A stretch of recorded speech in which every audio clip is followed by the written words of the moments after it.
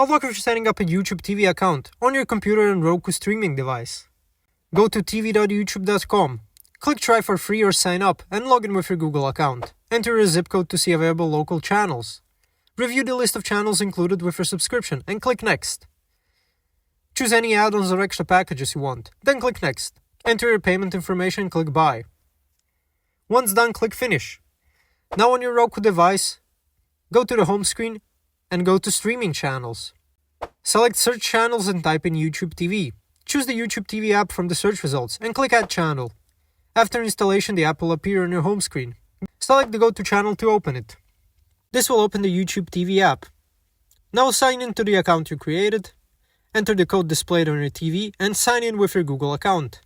Once signed in, you'll have full access to your YouTube TV on your Roku device. Thanks for watching. If this video was helpful, please like and subscribe to our channel for more tips and tutorials. See you next time.